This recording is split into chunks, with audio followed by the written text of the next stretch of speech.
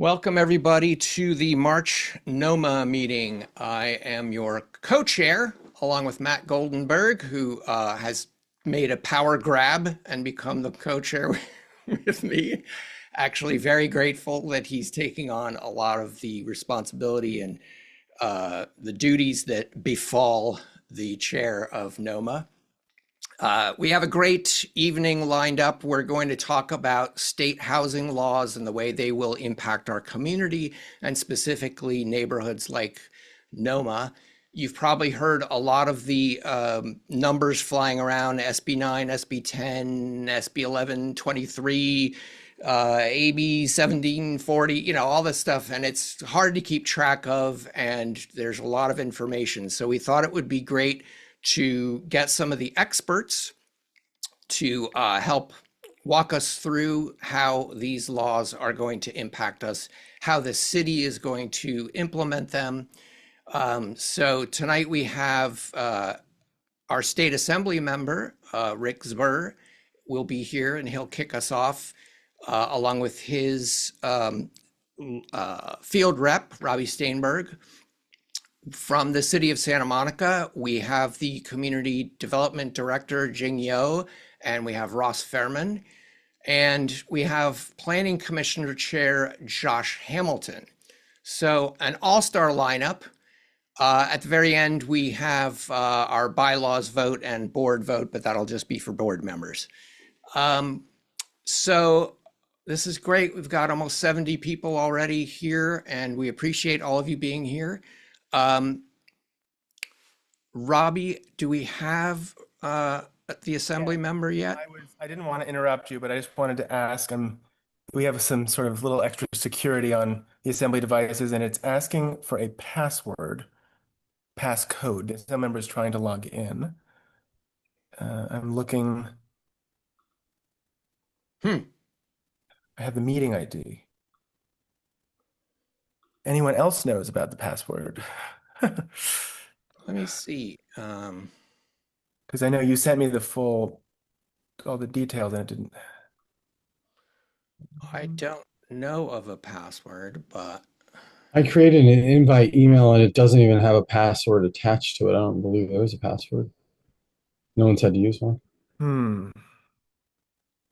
Give me one moment. Sorry about the delay here. No worries. I can tell you someone was just on the other side of the Zoom, but that doesn't really help, right?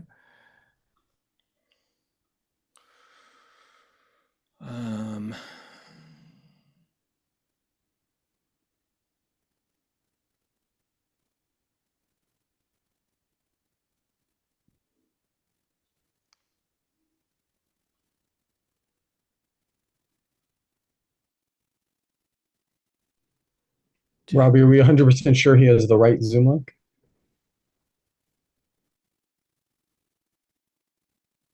It is the one that I used to join, so hold on one second.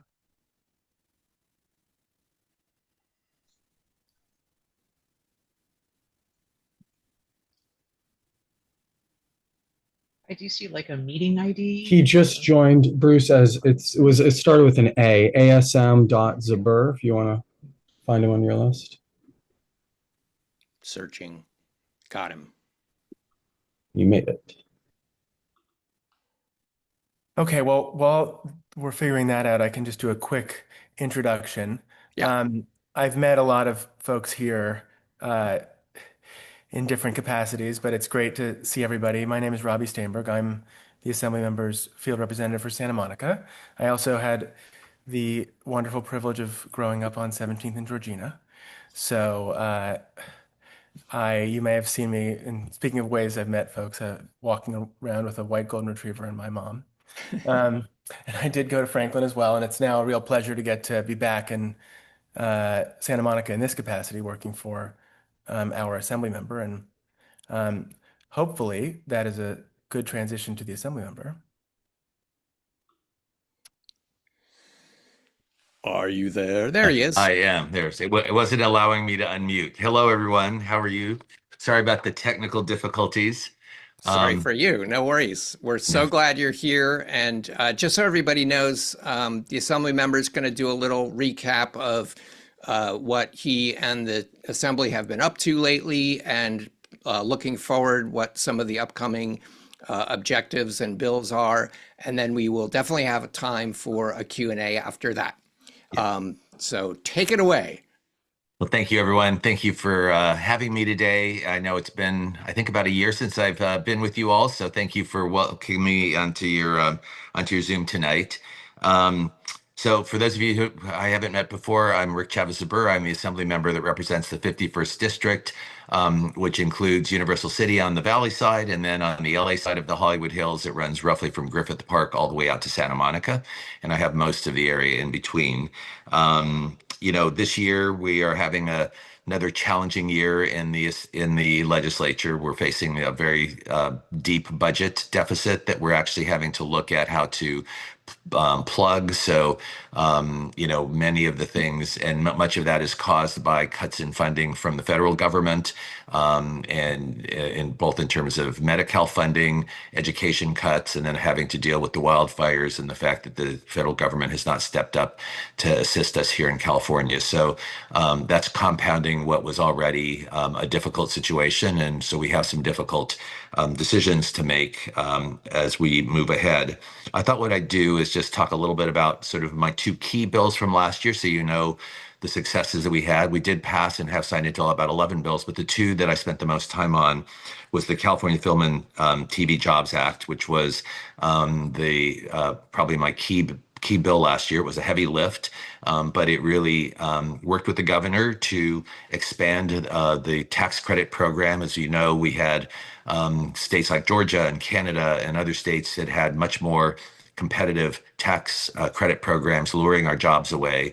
You know, in that, and it was both because we didn't have as much money as they did, and because our tax credit program was antiquated in terms of the amount of the credit, and because it didn't apply to the kinds of things that that the programs were applying for in other states. So we expanded it to include things like animation, 30-minute 30-minute TV series, and a number of other things. And then we basically increased the credit. So it was an effective 35% rate. Before, it was effectively about 17%, and we were competing with 35 and 40% rates in other states, and that just wasn't enough to sort of allow us to keep the jobs here. I'll say that the early returns are extraordinarily good. In the same period of time that we've been measuring what we're calling tax credit program 4.0, it has brought in 22,000 jobs since the beginning of the year, compared to about 5,000 last year. We have about a 300% increase in jobs, which is exactly what it was meant to do. And so very proud that we got that through last year. My other bill that was really a really heavy lift was AB 715, which many of you have heard about. And that's a bill that was really trying to address anti-Semitism that has been creeping into our K through 12 schools across the state. Just horrendous stories about kids being bullied. Stories of a kid who had a swastika plastered on his back and was walking around with it all day as kids were making fun of him, and no one told him why. No one interceding to protect him. Things happening in classrooms that really were causing kids to be bullied and vilified. And that bill was one that was a very heavy lift, and very proud. One of the things that I have that's been one of my focuses is making sure that our schools are safe and supportive for all kids in schools. In my first year, we ran a bill that was focused on the LGBTQ community, and this year that bill was focused on Jewish kids, and very proud that we got that through in almost a unanimous vote, even though it was very, very controversial. Moving forward to this year, sort of what's ahead, one of my key bills, Modernizing Crime Prevention Strategies, AB 2217, is my key bill focusing on some of the issues related to homelessness. It's a bill that will help modernize crime prevention strategies, providing alternatives to arrest by expanding a program that's called the Law Enforcement Assisted Diversion Program. And what that does is it allows law enforcement officers to refer someone to a case manager or immediate crisis services instead of making an arrest. It focuses on low-level repeat offenses where the underlying issue is often homelessness, mental health needs, or substance use. not necessarily criminal intent. And it places that diversion issue in the hands of our law enforcement officers. I mean, these folks sort of know who the folks that are, have criminal intent and who are the folks that basically are out there because they have a mental health issue or a substance use issue and can use the help. And it basically allows them to make those referrals themselves, and is, one of the key components, I think, to addressing some of the issues that our communities face related to homelessness and also retail theft.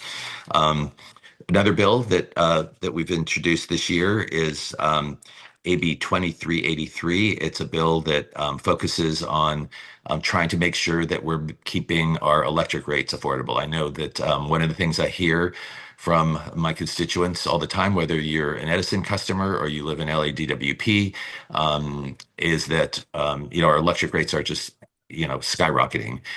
This bill is focusing on the issues related to data centers, and what it will do is set up a separate rate structure for data centers to make sure that the additional costs that they may be imposing on the overall infrastructure system are not bleeding into our existing ratepayers. So it requires them to shoulder the burden of the of what we need to do to sort of upgrade our systems to sort of serve them and make sure that rates are not spilt, that the cost of serving those large data centers, which use an extraordinary amount of electricity, is not being borne by our residential and business customers in the rest of the state.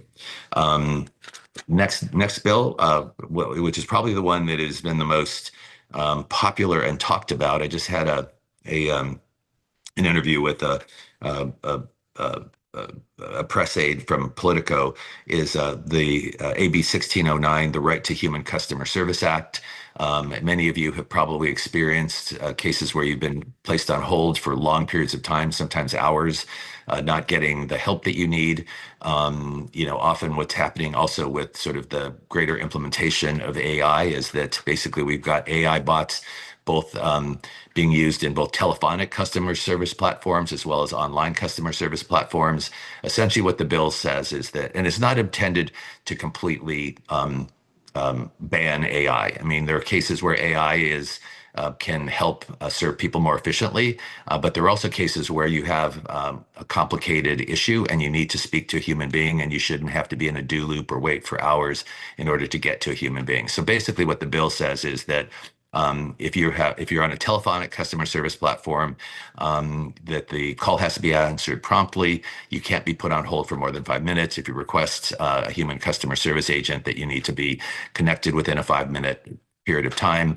If you are on an online customer service platform, the online platform, I had for example, a service provider the other day, a streaming service that I wanted to cancel. I could not figure out how to cancel it. There was nothing on the website. There was no telephone number. It was almost impossible to figure it out. This would require that a telephone number be posted on the website. And if they are providing customer service through an AI chatbot, that if you are going through a do loop and you request a human interface, that you get a human interface within 5 minutes. So that obviously is going to be very complicated. Obviously, there's a lot of different kinds of businesses that have different kinds of applications. So we're going to have to go through all the complexity of making sure that we're doing that. Small businesses will be exempted. So know that we're going to start with the larger businesses that have sort of sophisticated platforms. And the goal is really to make sure that technology is working for consumers. It's not being an impediment to people getting the help that they need. Next bill is my public, for those of you who care about the environment, is my Public Lands Protection Act, AB 1624. Many of you may have read that the Trump administration was proposing in the big bad bill this year, selling off millions of acres of open space and public lands throughout the country, many of which were in California.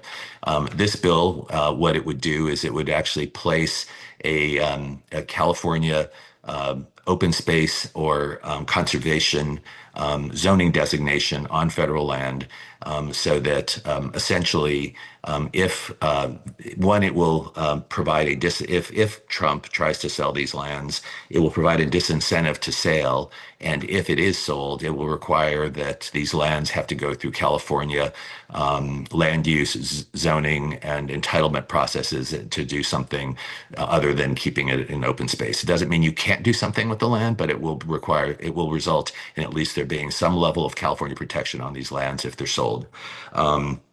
Next bill, for those of you who are experiencing issues with your home insurance, Assemblymember Harabedian and I are the joint authors of AB 2038. Many of you may have experienced, especially I think in your neighborhood, may have experienced cancellations or notices of potential or imminent cancellation of your insurance coming out of the Palisades fire last year. Probably aware that the governor issued a moratorium after the fire that prevented cancellations for a year period of time. That year moratorium period has expired. And so this bill would actually extend that moratorium period for an additional year, so that hopefully the insurance commissioner and the legislature can deal with the crisis that homeowners are facing on obtaining coverage of their homes. The other thing, I've been heavily involved in this issue. There's going to be another bill that I'm not carrying, but the chair of the insurance committee will be carrying, and that is basically to raise the limit. One of the elements of that bill is to raise the coverage limits on the FAIR plan for those people that are actually facing threats of coverage, because there's a $3.3 million cap on coverage under the FAIR plan. People are finding that they can't. They're getting canceled from from the admitted carrier, and then they can't get coverage under the FAIR plan. A lot of folks, were basically saying, well, that's just rich people that have some the problems. So I'm like, something.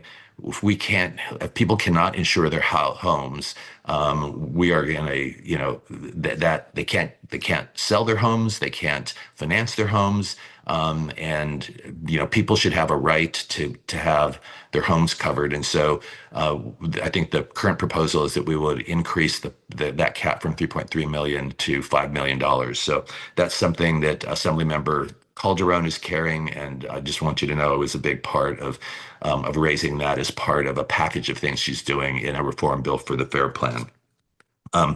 Next bill is a bill, as many of you know, I've been very focused on the issues related to foster youth. Foster youth are among the most vulnerable kids in our society. High rates of homelessness, high rates of unemployment. They are California's charges. And also, LGBTQ folks that are heavily represented in our district are overrepresented among foster youth. And so AB 1967 creates clear safeguards when a young person directly asks for help.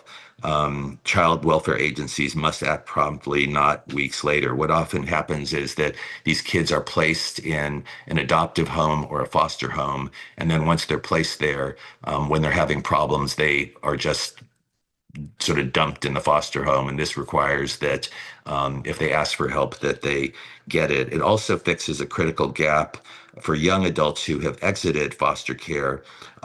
Extended foster care can be a lifeline because it provides housing, food, and stability, but often youth are blocked from reentering foster care when they're homeless because a former guardian is still collecting benefits and then not supporting them. So this would assure that young adults from the ages of 18 through 21 can access extended foster care when they need it. And at its core, this is about listening to LGBTQ and foster youth and protecting them when they ask for help. And this bill is sponsored by the Alliance for Children's Rights and the California Coalition for Youth. Another bill that actually comes out of the experience that I had with my sister is AB 1887. It's a bill that is actually a key priority for the Rare Disease Caucus, of which I'm a chair. As many of you know, my sister Jackie was diagnosed with ALS in 2017, and until her bravely fought that disease until her passing in 2020. One of the reasons I ran for office was because I promised her that I would do something about our broken healthcare and social service system. And one of the issues that rare disease patients are facing now is that FDA insurance companies will require pre-authorization for rare disease drugs and will require what they call step therapy, meaning that you actually have to try cheaper drugs before you can actually get the drugs that you want. This would require would eliminate pre-authorization for rare disease drugs where there is no other alternative, where there's only one drug, and when your doctor has ordered it and said that this is the best treatment for you, you can't have an insurance company that actually keeps these rare disease patients waiting for 6, 7, 8, 9, 10 months. So it eliminates pre-authorization. This has already been done in other states, and so that is a bill that will help those folks. Moving on to housing, which I know many of you are focused on, and before I move to my bill related to the Coastal Commission, which I want to talk about, I want to talk a little bit about probably the most controversial bill from last session that I was engaged in, and that was SB 79. As many of you know, I did not vote for SB 79. In fact, I was one of only 2 members of the Assembly that spoke against it on the floor. I did everything I could to try to defeat that. And we thank you for that. You're welcome. It was hard. I mean, I've still been focusing on trying to I think engage with the city of LA to see whether or not we can actually get some fixes to that bill through a cleanup bill that Senator Wiener is doing. So, stay tuned on that. I know that the city is looking at whether or not there's some things that we can sort of tighten that up. As many of you know, I'm one of these folks that is really, I sort of describe myself as being thoughtful on housing issues. I really do think that housing is a crisis and we need to do as much as we can to support housing, but we also need to do it with respect to our neighborhoods and with respect to local control. So, my general theory on housing is that I support advancing housing and making it easier along transit corridors and while preserving elements of local control and local decision making to protect neighborhoods. With SB 79, even though that was described as a transit as a transit bill, what was in fact the case is that even in cases where we have many of the streets in my district have 20-minute bus service, and there have but 20-minute bus service for big chunks of the day. The bill is really unclear about sort of which ones of those corridors actually trigger the half-mile entitlement for these 7-story buildings. But you can't. It's not appropriate in my mind to basically allow for a by right entitlement for a 7-story building to go into the middle of single-family neighborhoods. And so that just really, in my mind, needs to be tightened up. I think it will be eventually, because if these things start happening, I think that there's just going to be, I know you all and many others will be calling on more than just me to really sort of fix this. But we're hoping we can tighten it up this year, and looking to try to work with Mayor Bass and others to try to tighten that bill up, at least to try to remove the worst risks of that bill. Yeah, we were shown maps of Santa Monica to see, what would be affected by SB 79, and the map would change every time someone would issue it. So, it wasn't clear. And also, if somebody adds a rapid transit bus down San Vicente, does that suddenly change it completely to open up this end of town? So we were very glad you fought it, and we know that was politically difficult since your leadership was behind it. What would the mechanism for changing it look like? How does that happen? I think so what one of the things I've told some of the other neighborhood advocates is that, I don't want to walk into a buzzsaw again. And so we need to change the dynamic. And so what I've told them is, if we're going to change the dynamic, we need Mayor Bass to be behind it. And so, I think, and we need to sort of change 3 votes, but the appetite to sort of revisit a bill once it's been passed in the legislature is it's very difficult to do. So what I'm hoping to do is that we actually can get the city of LA and obviously others. I mean, obviously, we will be sharing with you all as well fixes to the bill that tighten up the bill, so that one of the things that you hear is that all these corridors, which when I read the bill, I'm nervous that it triggers the half-mile entitlement. The bill authors say, well, it doesn't do that. Well, it either does or it doesn't. So if it doesn't do that, let's sort of fix it and clarify that it doesn't do that. And so I think those are the kinds of fixes that we're talking about. Thanks.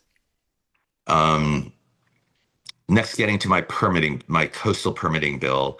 As many of you know, we introduced AB 1740. It's a bill that is intended to modernize California's coastal permitting system in urban transit-rich communities by reducing unnecessary delays for projects that expand public access and don't pose risk to sensitive coastal resources. I think that Coastal Act is one of our state's most important environmental laws. It has protected public access to our coast for nearly 50 years, and AB 1740 preserves those core protections. Over the last 50 years, the way people access the coast has really changed. And so one of the things that has been one of our bill sponsors is Streets for All. One of the things we found is that the Coastal Commission has basically been preventing, for example, the build out of bikeways, bike access ways, because they're requiring that if there's any loss of parking related to that these things can't sort of move forward. If you think about the Coastal Act, it's supposed to do two things. It's supposed to protect sensitive habitats, things like wetlands, species, coastal bluffs, our beaches, our coastal waters, species, plants, those kinds of things, what I call coastal resources. And then the other thing it was supposed to do is protect access to the coast. In places like Santa Monica, except for along the beach, we don't actually have wetlands and those kinds of things. So for some place that's a built out area, we don't have to, the Coastal Commission doesn't need to be involved when you don't actually have those kinds of things to protect. So in a place like Santa Monica, the rationale for the Coastal Commission's involvement is actually public access to the coast. And so what the Coastal Commission is currently doing is they have a very antiquated view of what that means.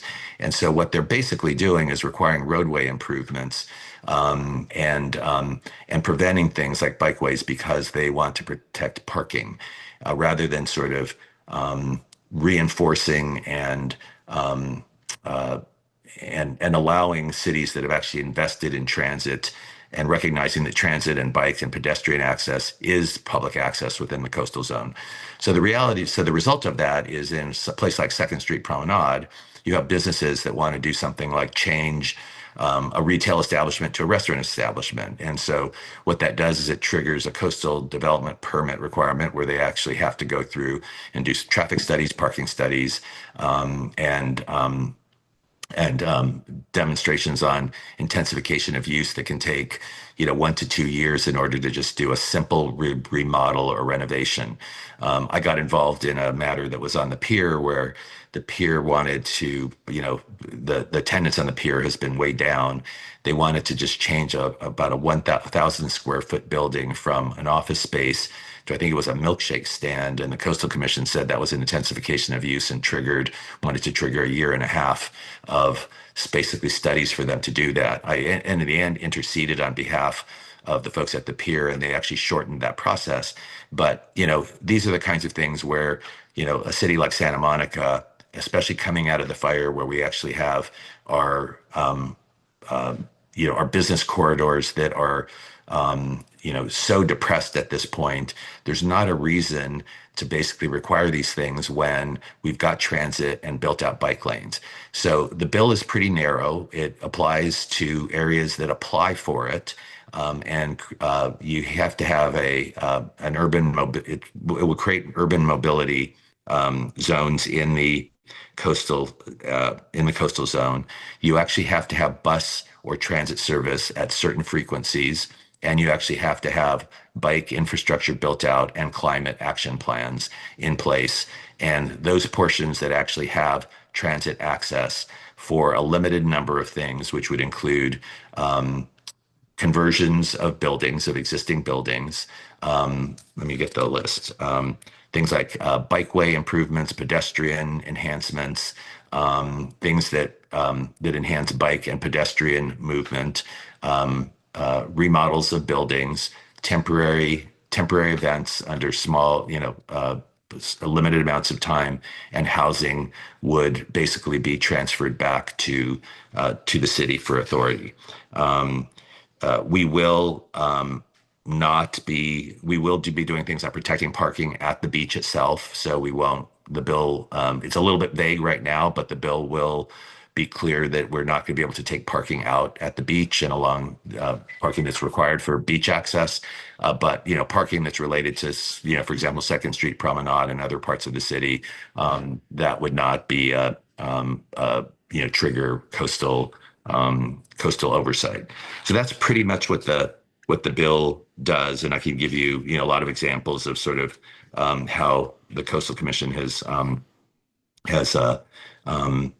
thwarted, I think, sort of really good things from happening when the justification is public access, not protection of coastal resources. And I think the thing that I would argue is that this frees up the Coastal Commission to do what it should be doing, which is protecting these things in the areas that actually require protection.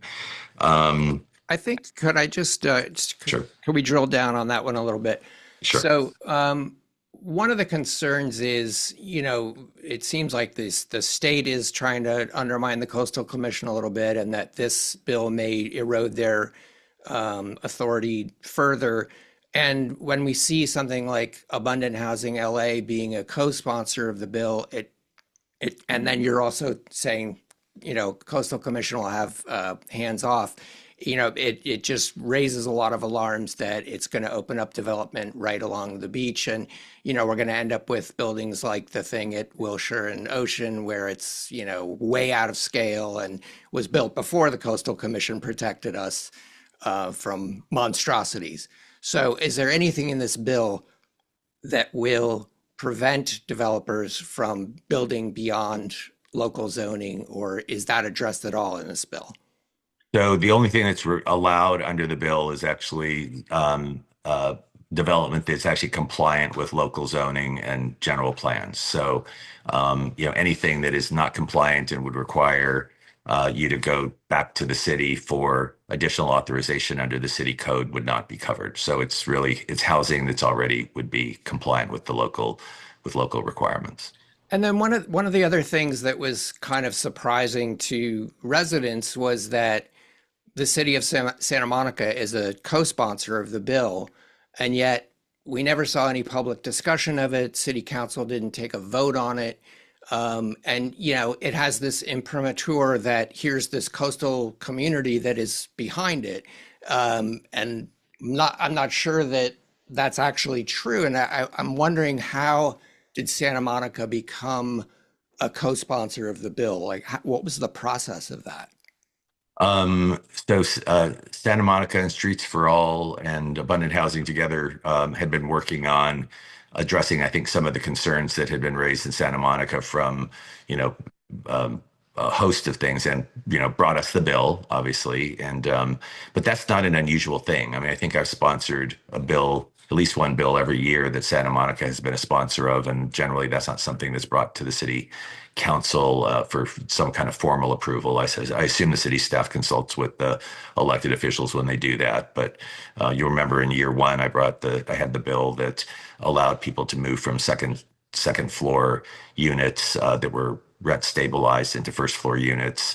That was sponsored by the city of Santa Monica. My local electrification bill, AB 39, was something that was modeled on a Santa Monica program, and they were sponsored with a bill that year. So it's not an unusual thing. I've got bills that they're sponsored by the city of West Hollywood and the city of Beverly Hills as well. So it would have been a city staff person that came to you with the bill, you think, or? I know we were working primarily with city staff people. So yeah. That's. Okay. Do you mind if we take some questions on this? Because I know a lot of people are interested in this. No, of course. We'd be happy to. Okay. Frank? Bruce, I'll ask them to unmute if you call on people. So let me find. I got him. Oh, there he goes. There you go. Okay, great. Thank you very much, Bruce. And thank you very much for being here with us, Assemblymember. And I just want to reiterate Bruce's thanks for your opposition to SB 79. You were one of the most eloquent and unwavering opponents of that bill, and I personally very much appreciate that. And that's actually what I want to address relative to AB 1740, which we've just been talking about. I think that you've very importantly pointed out that there's concern about bus stops and how they're defined in SB 79, what's covered. I think one of the things that is clear in SB 79 is the bus stops are covered. The bus stops that are covered are the ones that are on lines where there's a dedicated bus lane. So I'll tell you my concern with your bill that you've introduced, and that you didn't mention this among the things that it would do. And what it would do is expressly authorize our city to add bus lanes in the coastal zone. And so, as we know, that means that within a quarter mile of a bus stop that would apply under SB 79, and somehow that relates to bus lanes, there would be a 7-story building allowance and a 5-story building allowance within a half mile. So I'm interested in knowing what specifically Santa Monica wants to do with the authorization under this bill. And my question to you is, what specifically does the city of Santa Monica want to do with the authorization to create bus lanes? So I don't know that that necessarily came from the city of Santa Monica. I mean, that may have been something that was coming out of the input from Streets for All. I mean, it is a policy objective that I support, which is adding transit and bus service and making sure that we're making that more robust. And I think that overall is a good thing.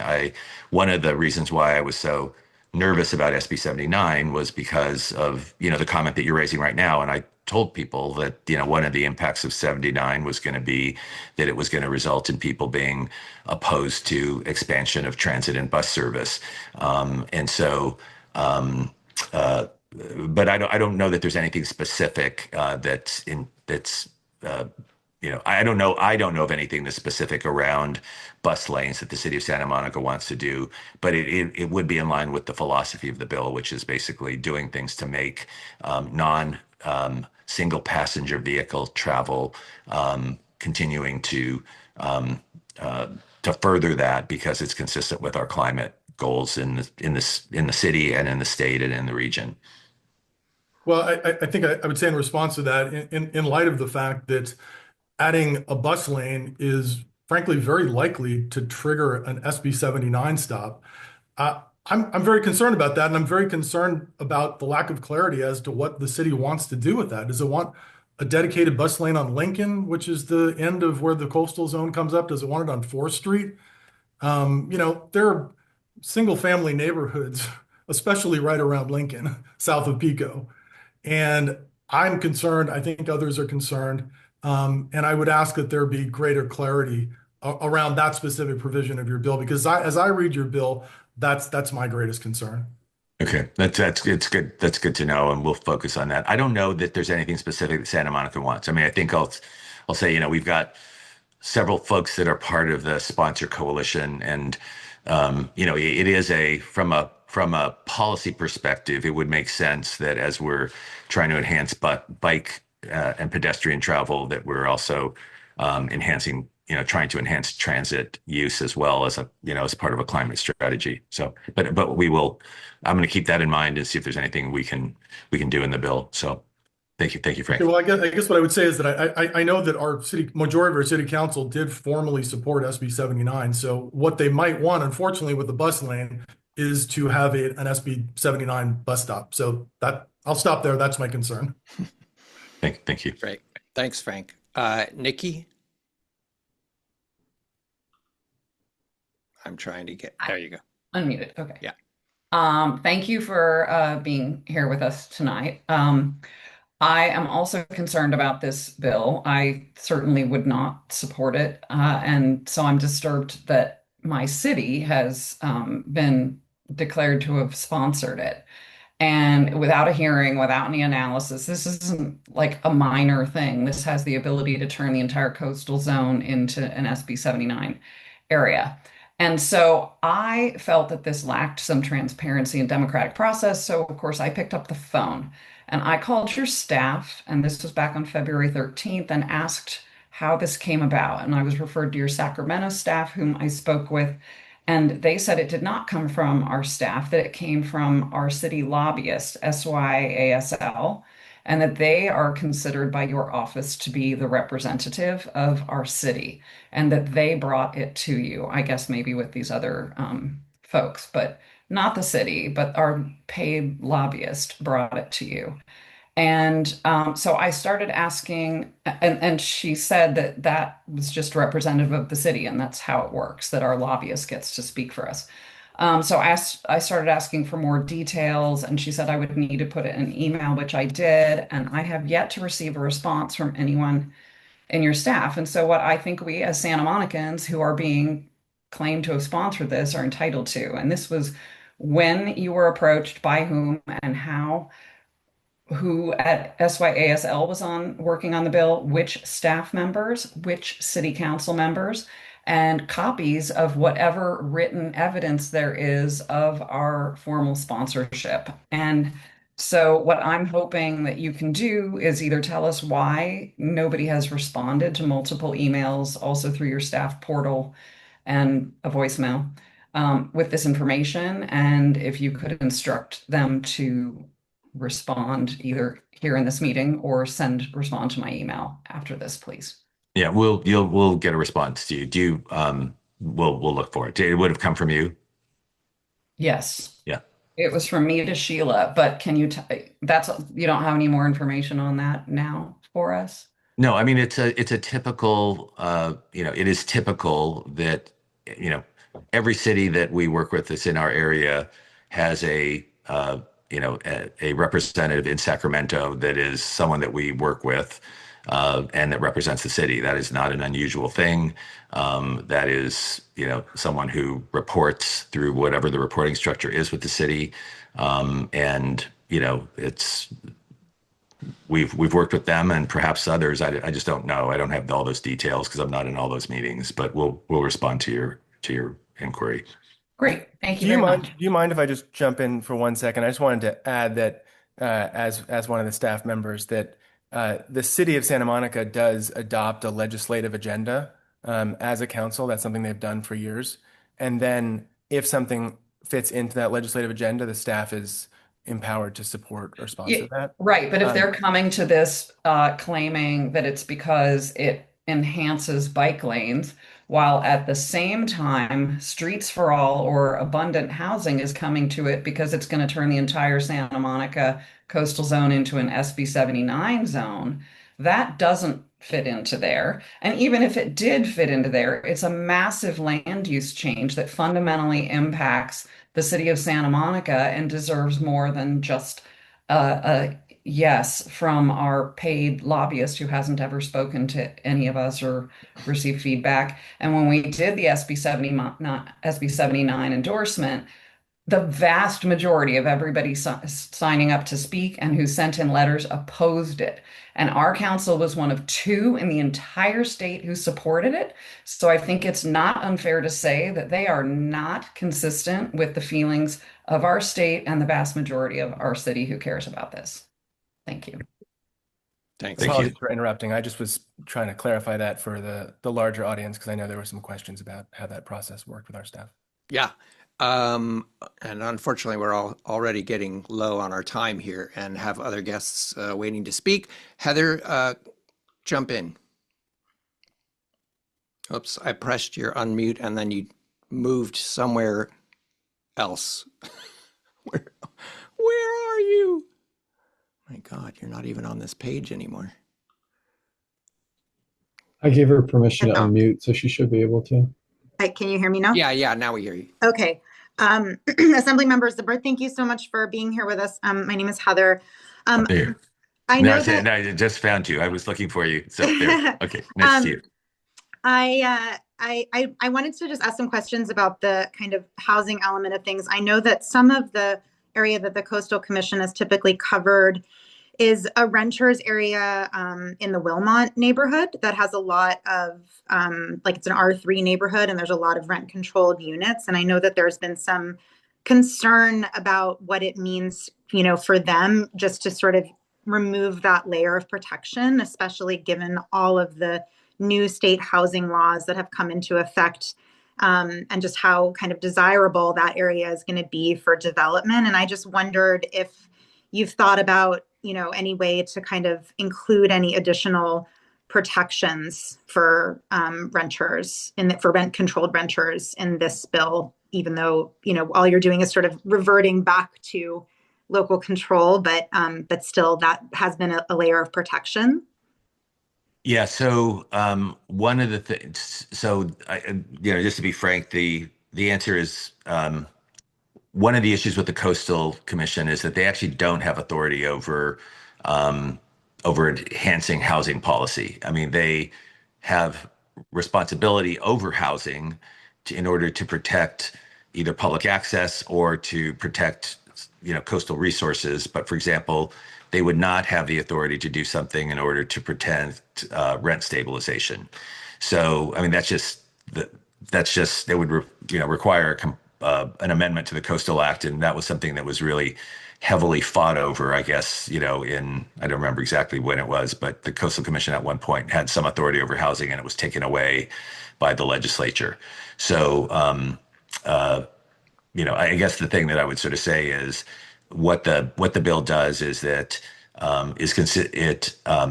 it for housing that's in these high transit service areas, it basically keeps the authority within the authority of the city. So you would be looking to the city in order to focus on those kinds of protections.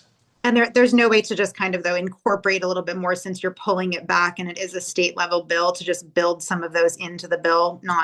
You don't think that's possible? I don't think so. I think one of the issues, I mean, and one of the issues that the Coastal Commission is sort of facing is really the perception, which I don't think is unfounded completely, that there have been sort of hostile to housing just across the board. And many of you remember that in my first year, I was sort of the one that actually negotiated a bunch of protections to the coastal zone, to the Coastal Commission, to preserve more of their authority over sensitive habitat and those kinds of things on a bill that Senator Wiener had advanced. And so I don't think that it's a politically viable thing to sort of go in and basically give the Coastal Commission authority over things that aren't related to either habitat or public access. So. If I didn't mean giving them authority. I just mean now that we're taking the authority back from them, baking it a little bit into the bill now. But let me look at it. I mean, I don't. Well, one of the things I will say is I think just knowing your city council, and I try not to get in the weeds of all the local issues, because it's not something I even have the capacity to do, obviously. And I try to represent everyone and all the points of view in areas where there's as much consensus as possible in the jurisdictions I represent. But it is one of the jurisdictions that actually protects rent stabilization more than others. So I do think that that's a philosophy that's already relatively strong on your council. So okay, all right, thank you. I invited Jack Hilbrand to see. Jack, are you interested in chiming in on this one? Wait, I'm asking to unmute. There you go. Okay. So it seems like there's this issue of representation by the city, when in fact two council persons have admitted that it was sort of a very gray area, that the staff took a 2023 comment goal by the city council, and went to their representative in Sacramento, who then went to your office. So there's not a very good track on this. It seems like a mechanism was in place. A sort of a gray area was taken advantage of by the staff, or maybe not taken advantage of, but they thought they had the right to push this through. And then it becomes, in the horror of most citizens, representative of the city. And we've got other cities up and down the coast saying, we don't want to be like Santa Monica in doing and representing that kind of thing. But to the point, you're making a big issue of bike lanes, and we have all the bike lanes we need. There's no crossover with the Coastal Commission on bike lanes. That's not anything that's holding anything up. And I appreciate your comments about how some businesses are held short because of the length of time to get to the dais with the Coastal Commission. But they are not just protecting coastal resources, they're also protecting the coast as we know it, how it looks, how it feels. That's important to the citizens in Santa Monica. We don't want suddenly to have, as Bruce was referring to earlier, high-rise buildings near the beach. And there's already the option that could happen with this bill.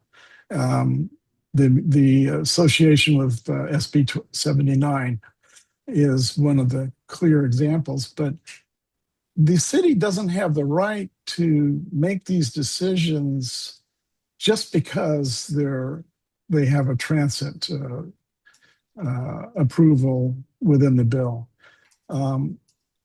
We are really upset about this. I couldn't find a person that knew we had a representative lobbyist in Sacramento and apparently in Washington, D.C. Maybe that's naive on our part, but to have that lobbyist embrace the power of representing the city based on a 2023 goal that the council had made to the staff. I mean, there's no backtracking. There's no, is this okay? Did you check with the city on this? Did the council vote on this? And none of that has occurred. So this bill is very troublesome in the minds of many. So first of all, I think the view that somehow a lobbyist brought a bill without consultation with the city staff and powers that be that's just inaccurate. I think we know that there was discussion, but it was an old goal that the city council had. It wasn't backtracked with the city council. The staff didn't go back to them and say, we're going to take this to the lobbyist. And your office wasn't concerned, and I understand you can't be concerned with all the municipality issues, but still, it's not inaccurate. It's the truth. It's what happened. Yeah, I guess just to close, it's not the way this bill was brought to us is not done in an unusual way. It is every city in my district has an advocate in Sacramento that we deal with. The typical, and it's more than on just this bill. I mean, it's on many bills that they approach our office, expressing the views of the city, expressing concerns on bills that we try to work out. And that's on bills related to crime, law enforcement, housing issues, social services. The city has positions, and when we actually are worried that something may implicate the city, we go to the advocate, and we know that they've got a mechanism where they go to decision makers in the city, and that's just a typical thing. So I mean, I would have you done that? Have you gone to decision makers in the city? Because the staff are not the decision makers. No, but I know that the lobbyists go to the decision makers, and frankly, the elected officials are aware of the sponsorship of the bill, and so I don't think that there's not an issue of according to the city council that's not true. They did not vote on it. They did not know it was being represented, or at least they're saying they didn't know. And they're going to, I think, put in place a reconsideration of their vote on this. Okay. So thank you for your thoughts. Thanks, Jack. Appreciate that. So I know you've already stayed longer than you said you would, which we appreciate. I think we have an internal problem here where the city of Santa Monica has people operating outside of public purview, and whether that's right or wrong for your particular bill, it certainly seems wrong as residents that we're not hearing about important legislation being sponsored by our city and not having any chance to have a public discussion or even see the council vote and who supports and who doesn't support. I want to give you a last word of whatever you'd like, but also just to say thank you so much for your time, because we know how crazy busy you are, and we're a relatively small group, although we almost got to 100 people tonight, so that's a nice testament to you. I also just want to say really quickly how much I appreciate the way you were so hands-on during the fires. The assembly member called me personally when NOMA was facing mandatory evacuations, and we talked about what we needed and getting the National Guard in here. And, we're a little group, and I didn't even know he had my number. So that was an incredibly generous thing in a very difficult time, and I appreciate it. But anything last words from you? Well, thank you, Bruce. Thank you for those kind words. I think what I'll close with saying is that Robbie is here on the Zoom tonight. He is my field rep in Santa Monica. I know we're not always going to agree on everything, but the one thing I will commit to all of you is that I will always listen to you and take into account your views and do my best to find common ground where we can do that. And so, I'm hearing the concerns about the bill. I urge you, if you have specific comments about the bill, to reach out to Robbie. This is we've just introduced it. The bill is going to be something that will be shaped over the course of the next few months. And obviously I'm interested in your views. And Nikki, we will make sure you've got a response to your emails, and apologies for that taking a little bit of time. So. All right. Well, thank you again for being here, and Robbie as well. And we'll have you back soon, I hope. Thank you all. Take care. Have a good evening. We're going to continue our discussion of housing laws and how the city is implementing them. Unfortunately, Josh had to run out to pick up his daughter, so he was here for a while, but he'll be back. So Jing, if I could ask you to chime in here. What is the process for SB 1123, which for those of you who are, well, maybe I would summarize it, but you'll probably summarize it better than I would. Can you tell us, first of all, what is mandated by the state, and then what process are we going through at the moment in terms of the city's implementation? And thank you for being here. Sure. Good evening. Can you hear me? Yes. Issues with my Bluetooth all day. So again, thank you. Good evening. Thank you for having me. Ross Fehrman, our planning manager, is also here on the call with me. He's actually going to run through some of the fundamentals. I know some of you had the good fortune of joining us at Planning Commission last night, and thank you for staying through the entire discussion. But SB 1123, just as a primer, it takes effect July 1, 2026. The process that we kicked off with the Planning Commission last night is really the start of, what we're calling, just for lack of a better word, a proper planning process, an inclusive one to include all voices. And last night was just, we called it a scoping session. This was taken off from direction from the City Council as part of their revotes, at the January hearing, to explore, keep state law, so SB 1123 is state law, but also explore, what it would look like to achieve family housing and affordability under SB 1123, or some version of it. So last night was really an very open discussion with the commission about, what are the levels of inquiry. There was a lot of public comment, a lot of written public comment. We posed some guided questions to the commission and got a lot of great input.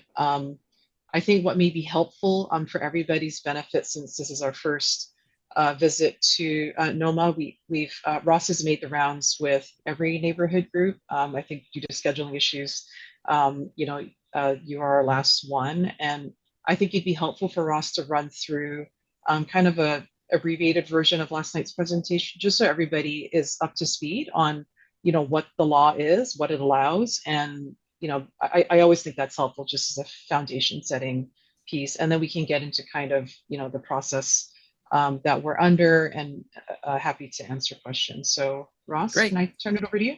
Yeah, of course. I'm going to share my screen, so let me know that you can see it. Yep. Great. So yeah, as Jing mentioned, I'm going to kind of quickly run through what maybe some of you have already heard, but just to kind of give the background and overview of SB 1123 to kind of frame any future discussions.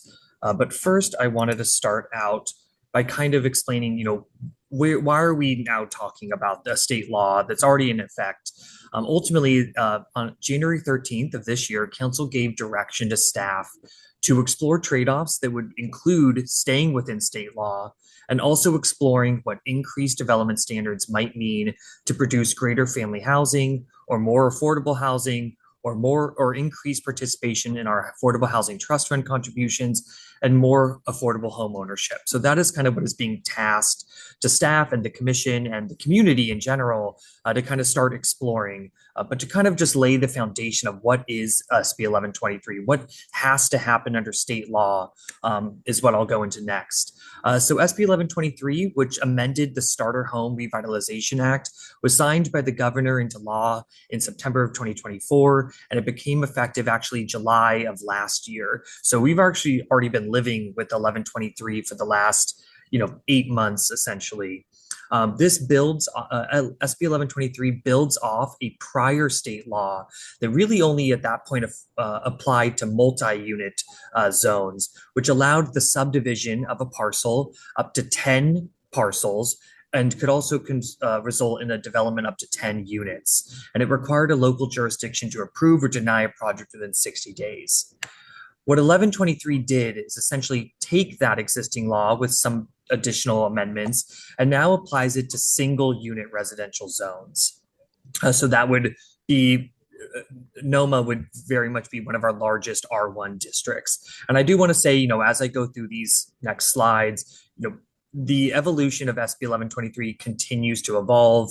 More technical assistance is coming out from HCD. So, this is very much predicated on what the city's implementation of SB 1123 and our understanding is of it today. So now that it applies to single unit zones, there are some differences between what it used to be and now what it is today. It does require, or at least the original version required, that parcels that were eligible had to be vacant, which is defined as having no permanent structure unless the permanent structure is abandoned or uninhabitable. It cannot apply to parcels greater than 1.5 acres, and it has to be on parcels that are substantially surrounded by qualified urban uses, which is essentially all of Santa Monica. It does have displacement and tenant protections, which will essentially not allow projects that would result in the demolition or alteration of any deed-restricted affordable housing, any housing subject to rent control, any housing occupied by tenants in the last 5 years, and also housing that have been moved under the Ellis Act in the last 15 years. So those 4 kind of common themes we're seeing across a lot of these new state laws regarding tenant protection. Additionally, it does have some locational restrictions. I chose these 3 amongst other ones as these are kind of the 3 that are most applicable to Santa Monica. SB 1123 cannot be used on parcels that was already subdivided pursuant to SB 9, which was a prior state law that you might be a little bit familiar with as well. It also does not allow a project to be located in a high or very high fire hazard severity zone, which I have a map showing you that in a moment. And it also does not, it's not a hard no on parcels located in a delineated earthquake fault zone. It just requires a fault study must be conducted to ensure what implications the fault zone may or may not have on development. So kind of just showing you, this is the new maps we adopted of the fire hazard severity zone. So this Actually, the only area in the city that is affected is portions of NOMA. You can see the area in red is very high and the orange is high. So parcels in those zones would be prohibited from using SB 1123. This map shows where the earthquake fault zones or the delineated earthquake fault zones are located. So largely they do impact either north of Wilshire or northeast neighbors and the NOMA areas. Again, it's not that these parcels can't potentially use SB 1123. It just means more investigation needs to be conducted before it can be authorized. So to go over an overview, so SB 1123, as I mentioned, allows for the subdivision potentially up to 10 parcels, with the newly created parcels being at least 1,200 square feet in size. So largely the amount of parcels that can be produced is going to be dependent on the original parcel size. It also allows a local agency to apply its inclusionary ordinance. So for Santa Monica, that would be our Affordable Housing Production Program. But it's depending on the type of development that is proposed, calls into question the applicability of our housing production program in some of these projects. Also, it does allow a local jurisdiction to decide whether or not to permit ADUs. If we do, however, decide to allow ADUs, the law is clear that those units cannot count to the total units allowed under SB 1123. So they're essentially free units, if you will. It does also require that these new subdivisions have to be ministerially reviewed and approved. It also, a new state law actually came in very recently, AB 130, that kind of revised SB 1123, or basically the original version of it, to kind of reflect what they're calling the remainder parcel. So this actually has changed the original requirement that a parcel has to be vacant.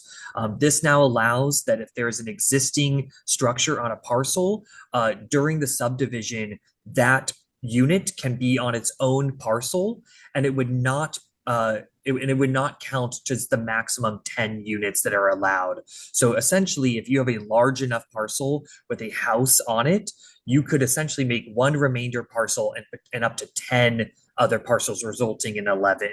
But those are all for quite sizable parcels in Santa Monica. It also defaults to the underlining zoning district as to what can be built on all the newly created parcels. So therefore, as this is zoned R1, it means on any newly created parcel, only one single unit dwelling can be built on each of those.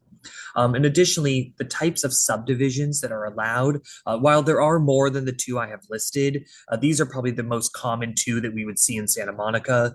The first being what is called fee simple ownership lots. Those are largely kind of true subdivisions where someone would actually own that piece of land. And they also allow common interest development. So that would be more like condominiums, where we do an airspace subdivision and people just own portions of the buildings. Additionally, state law does say that a local jurisdiction may impose objective development and design standards, but as long as it doesn't do the following. We cannot have a height limit less than the underlining zoning district. So in the R1 zoning district, that we cannot do anything less than 28 feet. We cannot apply standards that are specific only to SB 1123 projects. We cannot require setbacks between units. Ultimately, that kind of means that, let's say, the townhome style development where there are units that share kind of common walls, that's ultimately what that's permitting. We cannot require side and rear setbacks greater than 4 feet from the original parcel line. So that's important. It's not the parcel lines that are created through 1123. It's the original perimeter of the existing parcel before subdivision.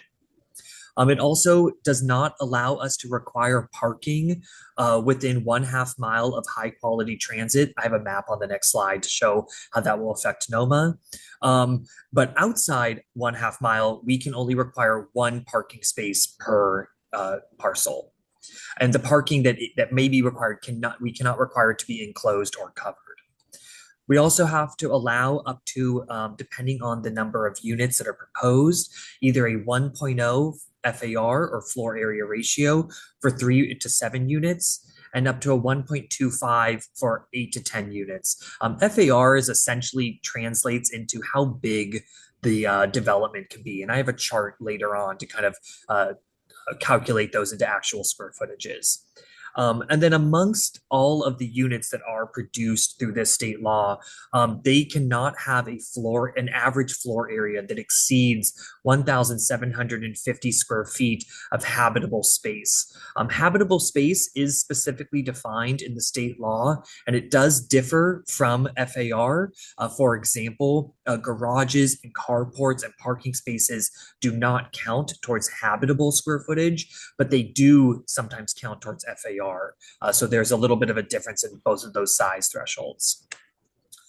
So here is a map of the 1/2 mile for major transit. Ultimately, what this is showing that the entire area of north of Montana is outside the 1/2 mile of a major transit stop. So therefore, it appears that we could require 1 parking space for every parcel that is created through an SB 1123 project, as you guys are outside the 1/2 mile radius. So kind of in summary, to kind of put these in some tables and charts, this is kind of a comparison of the existing R1 standards in that middle column and where SB 1123 overrides our local standards, which is identified in the right-hand column. So you can see as far as density, it allows potentially up to 10 units. FAR gets increased from around 0.5 to 0.45 up to 1 or 1.25. It doesn't change the height. It doesn't change the front setback. However, it does change the side and rear. It reduces it to 4 feet. It allows us to apply our upper story step backs, which is essentially the modulation of the second floor. It reduces our parking requirement from 2 to 1. And it does allow us to apply our HPP. So just wanted to kind of give a compare and contrast a little bit. And just to kind of give you a little bit of understanding of how this could maybe affect north of Montana, here's kind of a chart distribution of all the parcels in north of Montana. It looks largely you guys consist of parcels between 7,000 and 10,000 square feet. That's the majority of the sizes in north of Montana. This chart kind of breaks that down a little bit more into kind of our sub areas of north of Montana, as north of San Vicente Boulevard, which largely is entirely within the fire zone, so it wouldn't really apply to this, are where those larger parcels exist. And then there's the Palisades tract, and then the north of Montana, kind of the true core of NOMA. So just kind of show you that there is a breakdown that kind of contributes to those overall size charts. But since that you're kind of predominantly are between 7,000 and 10,000 square feet, this chart really shows kind of if someone wanted to maximize the potential of SB 1123, how many units or parcels could be produced and what sizes would come along with them. So you'll see that when you finally get to a parcel size of 7,200 square feet, that's when you would start seeing the potential for 6 parcels. And under SB 1123, a total development size of 7,200 square feet in comparison to our current standards, which is somewhere around 3,500 square feet. And then it really gets up to, you can see as it kind of grows to 8,400 to 9,600 is where you would start adding an additional parcel. Because again, how you determine how many parcels could be created or units is you take that original parcel size and divide by 1,200. And these are just some very rough schematics of what the state law could produce at its fullest extent. So this is a diagram showing what a typical 7,500 square foot interior parcel could look like. So a 7,500 square foot parcel could have the potential to result in 6 units.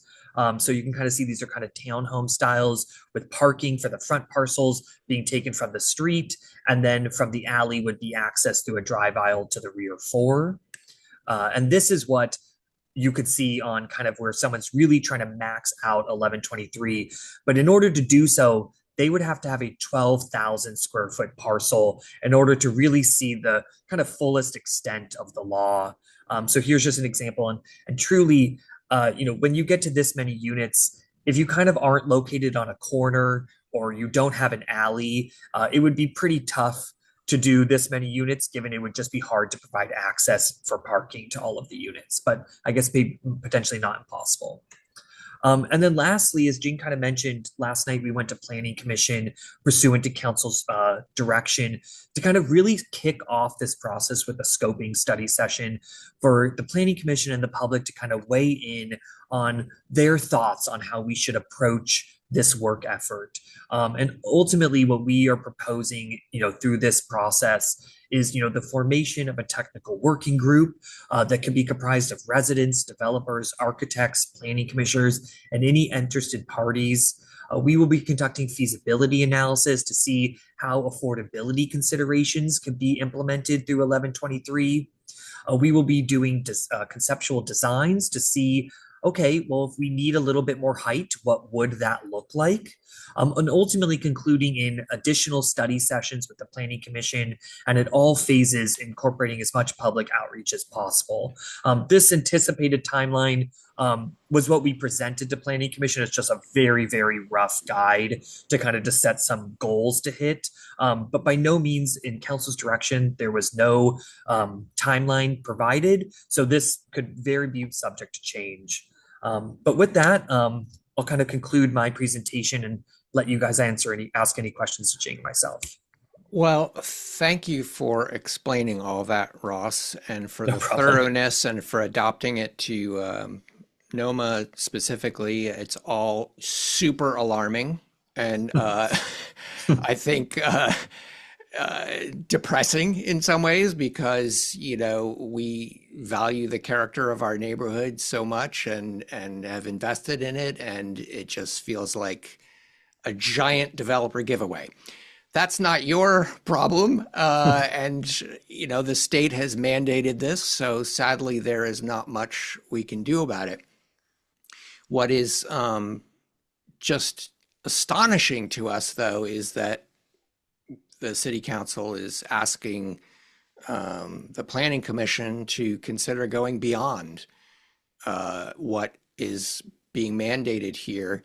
And before we even see what the impact of this state law, which could be massive, is going to be. And this is me editorializing it. I'm not looking for an answer, but Jing, can you shed any light about what the council direction has been in terms of how they're looking to go beyond this already massive expansion?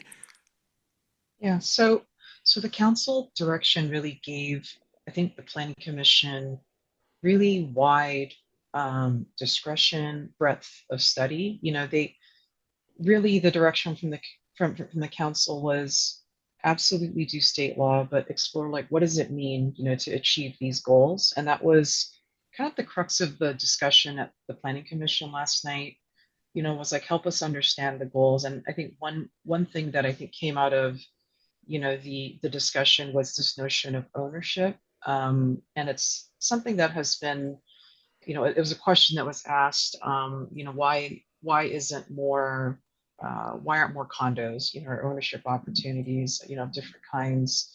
Why is that typology, not something that we see a lot of, right? And that was something that the commission really grappled with. And that came out as a goal, because we had posed some questions about, what does it mean to be family housing? What does affordable mean, right?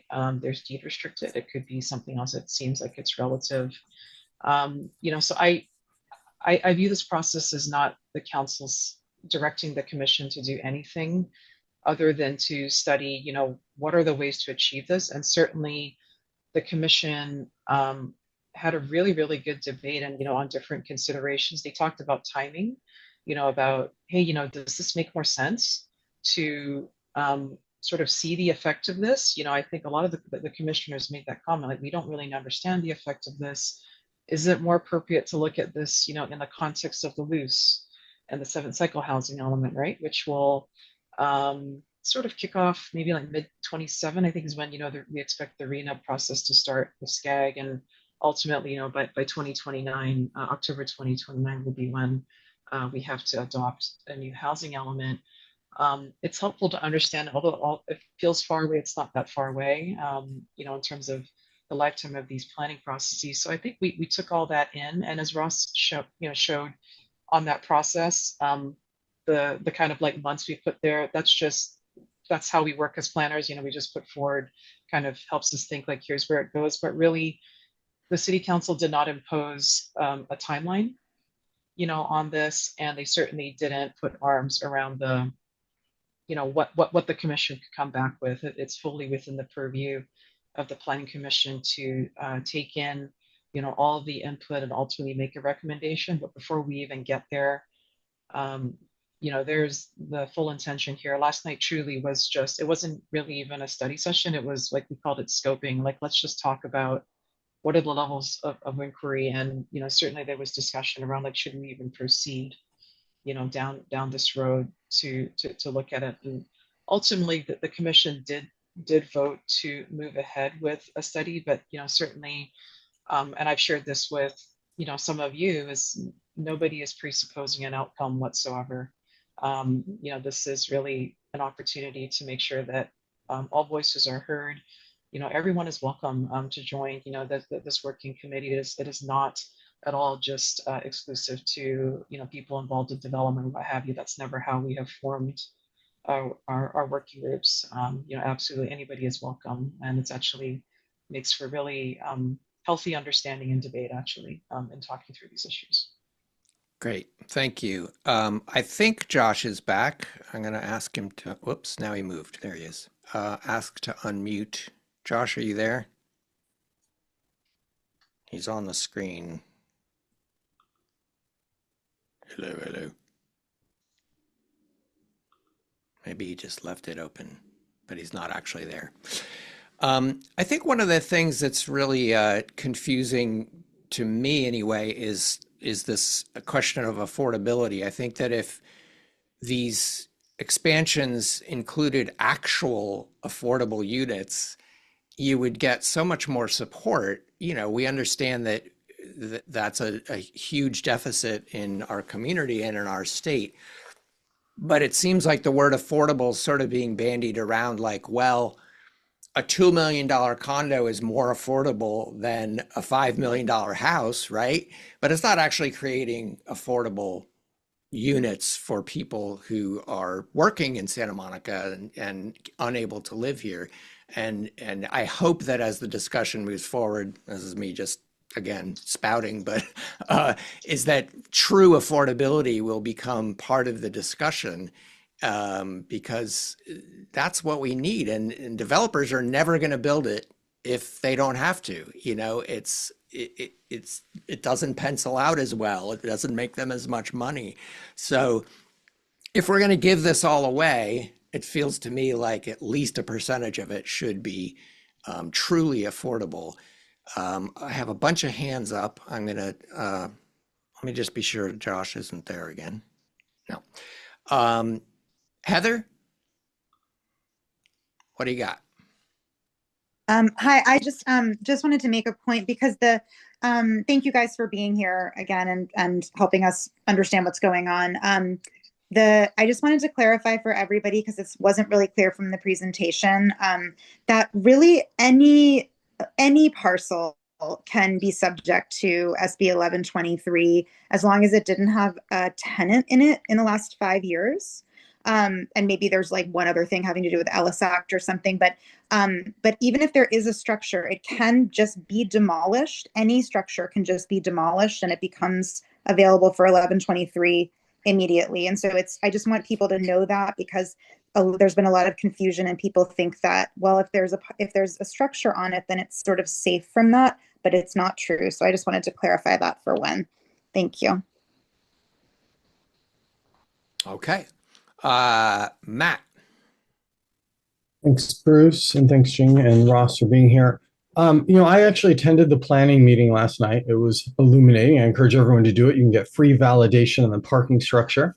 It was an enjoyable experience. But, I heard a lot of discussion from the commission members, or did I say councilman, the commission meeting last night, about costs being extremely high right now, mortgage rates high, waiting on the 1123 outcomes before we go beyond it. There was discussion about timing, like you said, Jing. But it sounded like this was a preconceived decision. Like, we're moving forward with the planning session because there were 4 votes on council, and we should remember that our own mayor voted against it. And as Bruce raised the question, about affordability, are these deed restricted affordable units for ownership, or are these just market rate condos in R1 neighborhoods? And last night it was clear that at least some of the commission members, planning commission, as well as what they interpreted council saying, and Jing, I think you would agree, is I think the council vote seemed to stand for just making condos in NOMA would be affordable, $2 million condos, $1.5 million condos. So I guess what my question is that it seemed like the majority of the planning commission members were urging to wait for the loose, do this holistically, don't just look at going beyond 1123, because it would benefit our community to look at this as a holistic thing. And so my question is, it seems like this is a benefit to developers to do this piecemeal. And a lot of members of our community, some of those who are on the meeting tonight, feel that way. So Jing, can you explain how doing this piecemeal, doing a study session now and only looking at going on beyond 1123 and not waiting for the loose benefits our community? Like, why are we looking only at going on beyond 1123 and not doing this as a holistic thing, other than just 4 council members voted on it? Yeah, so council, a majority of council did vote, on that direction. So there was that standing direction from the council to the commission. I will say the commission actually talked about both timelines, because we did ask as part of their direction to clarify timing, because there was discussion around the loose and then sort of towards the latter part, when they were getting towards finalizing direction. We did ask for clarification on, what did they mean with timing? Like, were they directing kind of waiting, on this, like wait till the loose, wait till that. Ultimately, the commission did include as part of direction the end to move forward with the study session to facilitate the recommendation back to the council. That's been directed. But I think that, how I would view that is that there is the opportunity to study, kind of understand the kind of physical feasibility, look at different options at the moment. For sure, hear you, because there also was a lot of discussion like, is this the right time to be conducting feasibility analyses when, the costs are very, very high, right now, and the markets, economic conditions are quite volatile, and is it the right time to be conducting analyses? That was certainly discussed. So I think the commission talked about it wanting the holistic view. And actually, I think a part that I didn't mention was they were actually thinking about ownership and affordability in a really broad and holistic sense. Like what are the ways to facilitate ownership, new ownership opportunities in Santa Monica, but, should the burden, it's like without placing the burden solely in the R1 zone. Like, are there other tools? Putting SB 1123 in context, it's one tool, but are there others out there? And there was that overall direction from the commission to also look at that. So I don't know if that sort of answers your question. Like, they really talked about both the specific and the holistic. Right, and I appreciate that. I see Josh is back, but will the study session be holistic, or is the study session following council direction only to look about going beyond 1123? And that's what my question is. Is there any benefit to the community to not do this holistically, to do it the way 4 council members are directing? I just, from a planning perspective, is there a benefit to the community of being so narrowly focused? So I think that, I don't think I can answer that right now, because we haven't done the outreach yet, right? And we haven't had these conversations with all stakeholders in the community to help us walk through kind of what is affordable, right? I'm certainly hearing, is it a market rate condo, in NOMA or any other neighborhood, or does it mean like literally deed restricted ownership, which comes with its own set of challenges as well. What does it mean to do that? And I think that there's the opportunity to look at that range. 1123 certainly was the crux of the direction, right? And there is a responsibility, if you will, for the commission to make that recommendation to the council. But again, there was not a timeline, to come back with that, right? It was not like come back in 60 days. That absolutely was not included in any direction at all. So this will take the time it takes, and I think the commission, that was part of the direction. Yes, return with the study session, like let's keep working through this, but after you conduct this outreach. So yeah. Thank you. I would like to just bring Josh in, and sorry you waited for a while and then you had to run out, but thank you for coming back. How would you characterize the meeting last night? What were your takeaways? What do you think the next steps are? All that good stuff. Well, last night was, it was a robust discussion for those who were there. And I know I see some familiar faces on the screen here of people that were at the meeting last night. The council has directed there to be a study session about SB 1123. And that is what the staff is going to embark upon.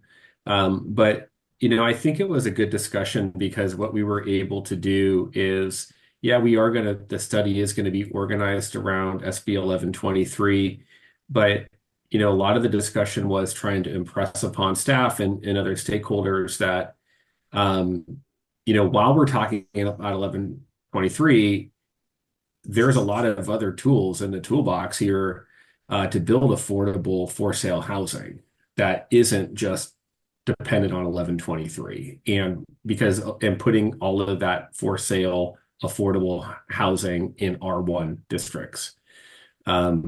There's a lot of, for example, as we all know, a lot of building happening or proposed building happening throughout the boulevards in downtown Santa Monica. And those locations should be seen as opportunities for sale housing. And for a variety of reasons, none of those projects have been proposed as for sale. And so we have a problem that there is not a lot of for sale affordable housing in Santa Monica, particularly in condos. But I don't think that's necessarily a problem that needs to get solved on the back of 1123. So that it was a good discussion overall. And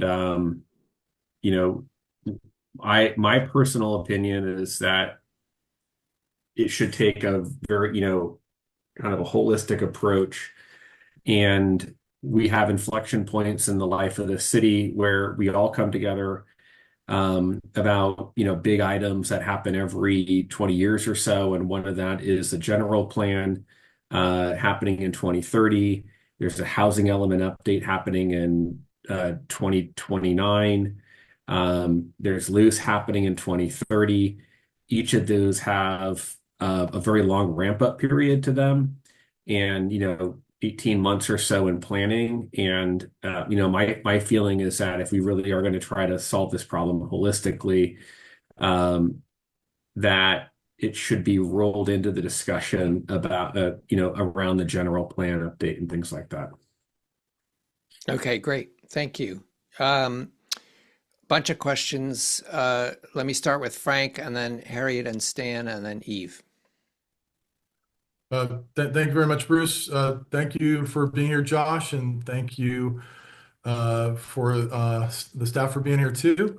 Josh, thank you for what you just said. I really appreciate what you just said and what you said last night. Thank you for suggesting it. You were the one who initiated what Jing was talking about in suggesting the Planning Commission needs to look at the broader scope of how many units are coming into Santa Monica.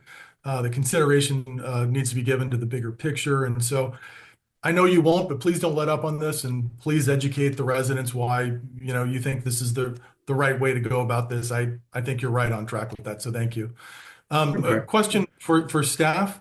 I think maybe Ross, you might address this. In December, staff approved a tentative track map for the first SB 1123 project in R1.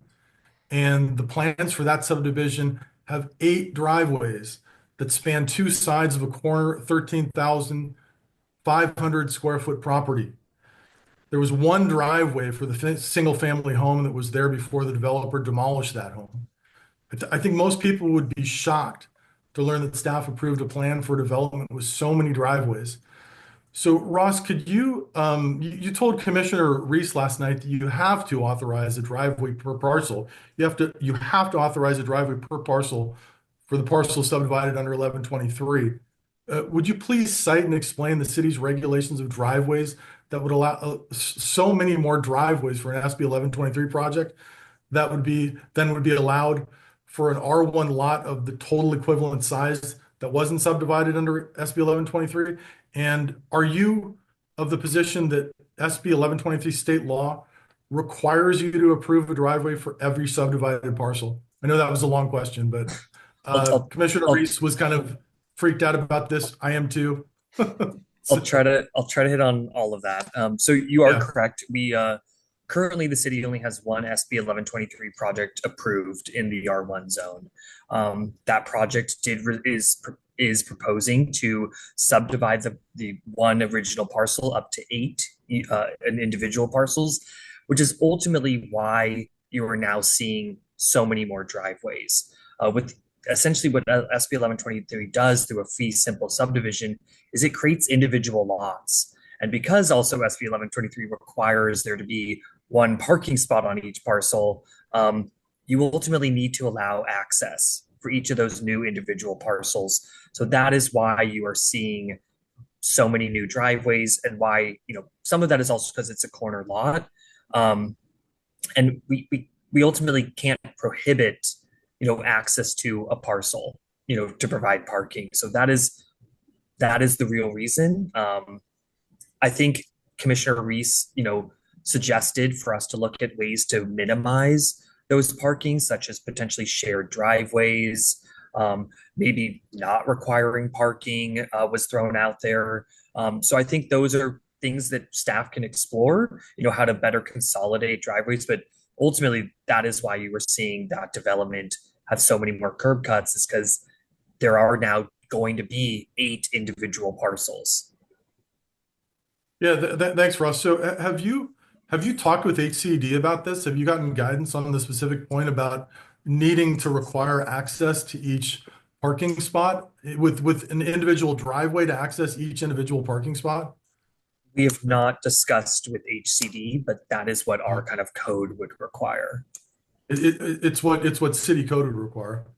Well, I mean, ultimately, if there's a parking spot on each parcel, we need to allow access to that parking space. But couldn't you have one driveway that provided access somehow to each of the parcels?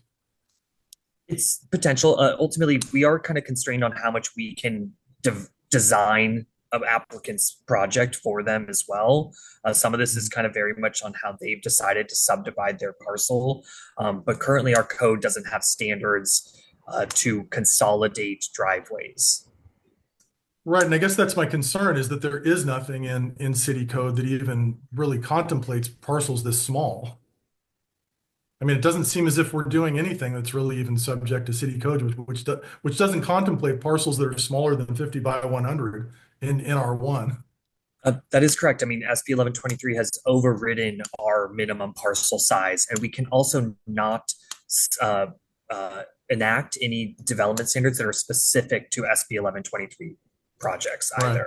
It has to kind of use the underlining zoning standards, except where modified by the state law. But the underlying zoning standards contemplate nothing smaller than 50 by 100. Right. Okay, anyway. Let us, we got a lot more questions. Harriet and Stan. Hi, am I alive? Yes, you are alive. 97 people turned out to listen to Zbur. We just didn't get enough time with him. I appreciate all you're doing, Bruce. You're bringing really important stuff to us, but maybe when we have a hot topic like Zbur's newest coastal destruction bill, you give us a little more time with him, make him exclusive, or whoever else we want to discuss with, make them exclusive for a meeting. And then I have a question for NOMA. Are you guys tending to take the money from city a city grant and giving them personal data on all the members. We And we are not we haven't gotten the final guidelines yet, and as soon as we get those, we're going to have a meeting of the board to decide whether we're going to bother to apply for the grant money. And the whole issue of the demographics is anathema to us, so it's going to be a hard pill to swallow. But I don't want to take our guests' time to discuss that. That hasn't absolutely, come I up yet. just wanted to know if it was on your radar. Yeah, and, definitely. Yeah, We're going to have a board meeting soon about it. But and thank you, Harry. I really think we needed more time with a guy like Zbur. I agree, but he was only going to give us half an hour, and we got Oh, about my 50 God. minutes. So Yeah, well, he's a good very for busy you. guy. Okay, thanks. Thanks, Harriet. Who is next? Nikki? Oh, I'm sorry. I said Eve. I said Eve was next. Hey, good evening. And so, Jing and Ross, thank you both for doing double duty. I know you guys had a late night last night, and you're here again tonight, and that doesn't go unnoticed. So thank you for that. And so, Ross, my question is directed to you. You made a statement last night that, quite frankly, was very shocking to me, indicating that you had seen a fault study or fault studies for Santa Monica, and I would be very curious to know what that study is. I've FOIA'd requests this. I'm very involved with this. I know of none of the studies that would at least purport to comply with what 1123 is requiring. And that, as I understand, was a couple years ago from before they even called it the Santa Monica Fault. But I've not seen a single study on the Anacapa Dune Fault, the Malibu Coast Fault, both of which run through our cities. So can you please educate me a little bit on what fault studies you referenced last night? Thank you.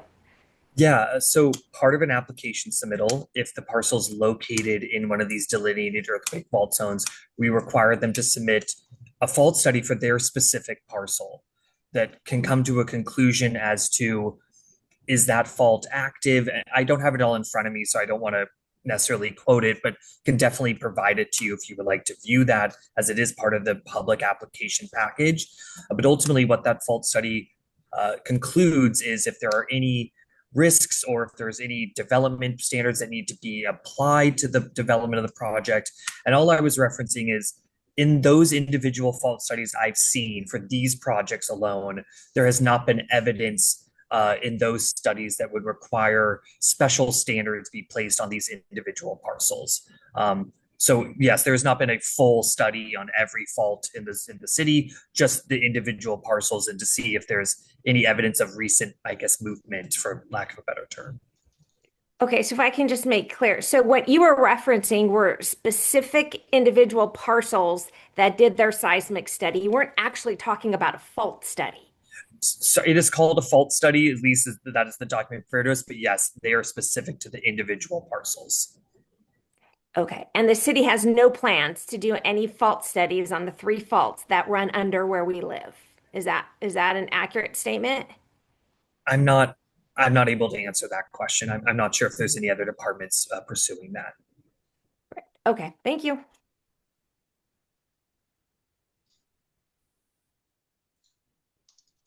Me? Hello? Bruce, you're muted somehow, but I see. Sorry, Aaron say Nikki. yes. Yeah. First, thank you, Josh, for speaking very rationally last night about how the elimination of R1 appropriately belongs in a master planning loose discussion and not a piecemeal study like this. We also heard statements that this doesn't cost the residents anything to study SB 1123. Yet, it will take staff time. They will have to pay for more drawings. We don't know how much was spent so far for drawings. Last night, the entirety of the public comment, with the exception of a developer and 2 developer lobbyists, was opposed to studying at all, notwithstanding that council wants to do this. So, and no real evidence that there's any affordability to be gained by spending any time on this. So given all of the other pressing issues this city has, which I think most people would consider to be way more important than figuring out how to go beyond an already egregious state law. How much time is staff actually going to spend on this? What is the value of that staff time? And how much are our costs going to be with additional materials and studies and experts that you would need to actually do a good job studying this? Jing could answer that one. I mean, I guess like in terms of staff time, it's if we're embarking on all of the outreach, not sure I could give you an estimate off the top of my head right now. But to the extent there are any consultant, studies, certainly, that absolutely would cost some money, whether in terms of additional modeling or economic feasibility analyses or the like. I can't really answer that at the moment, because we haven't really initiated the process. But those are all costs, you know, right? So it's not true yeah, to say that there will be no cost to residents. It's a big cost no, of our time and then expenses. yeah, no, I would agree with you that absolutely, that's, yeah, there's staff time, and 100% there will be some, more than likely, some external consultant cost to this. Absolutely. Okay. Okay. Heather, and then Amy, and then we need to wrap it up. Thank you. Thank you guys again. And Josh, now that you're here, I just wanted to say that I really appreciated your wisdom last night as well. And then I wanted to also just say that, it was a really interesting meeting last night, and we had a commissioner who, Commissioner Wasserman, who was very dismissive of the voices of the residents.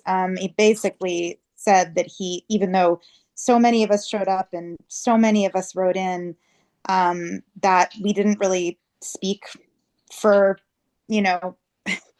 most of the city, or, it was just very dismissive. And I just wanted to voice that I hope that you guys, Jing and Ross and, Josh and the other commissioners view that differently. Because it was really hard to hear, to be honest, to hear somebody that's a person who's an appointed official kind of describing residents that way. So I just wanted to say that. And I thank you for taking care of us last night. Thanks, Heather. Amy?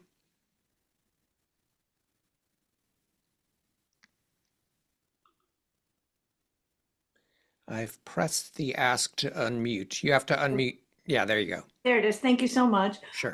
This question is for Jing. Thank you so much for being here this evening.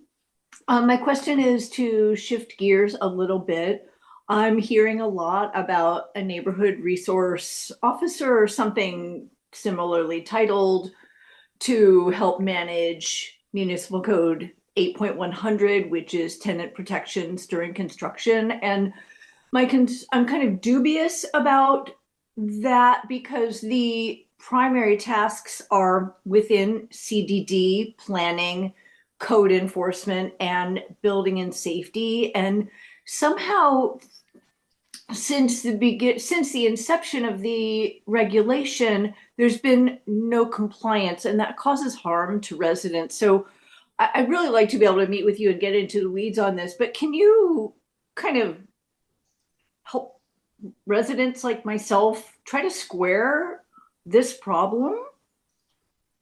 Yeah, absolutely. And see about resolving it. And again, I'd love to be able to meet with you privately, to get into it more. Absolutely. Thanks, Amy. And yeah, feel free. You have my contact info, so I'm happy to meet you anytime. I was unsuccessful. I did reach out to you and didn't hear back. So that's why I'm trying to ask you here. And I did send you a message here as well, and I didn't get a reply. So help me out. Absolutely. No.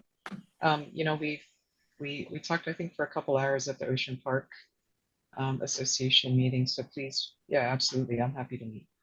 No problem.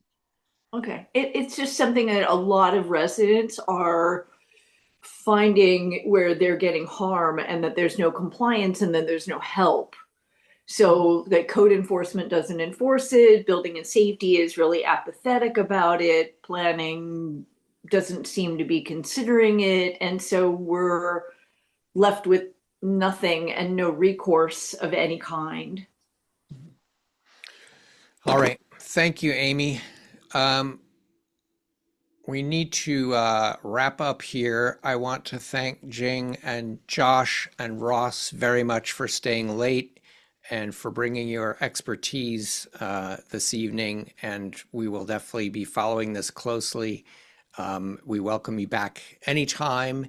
And we know you have long days, so we really appreciate your giving up your evening to be with us tonight.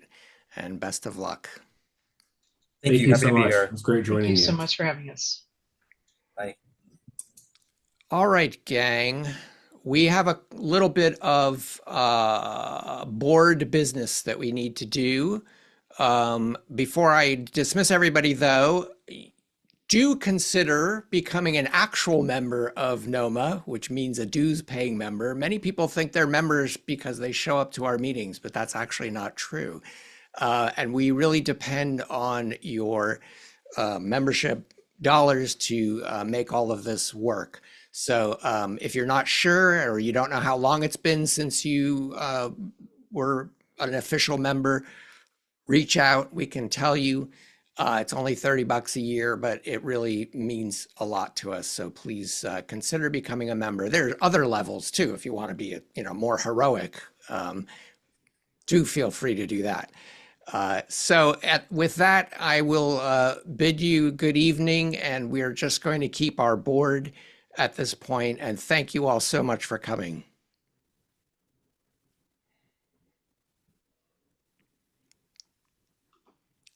I'm going to try to unmute all our board members.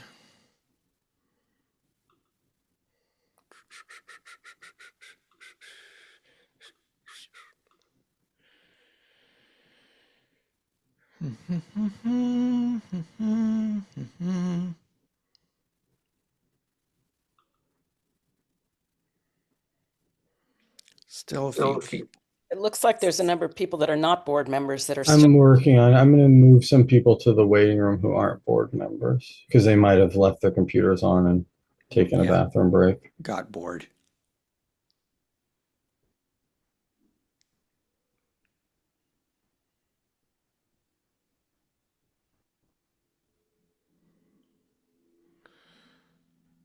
Two more. Let's see, Lynette. Did you get Lynette? I got Lynette. Susan. Robin Roy. I'm going to kill the record here too.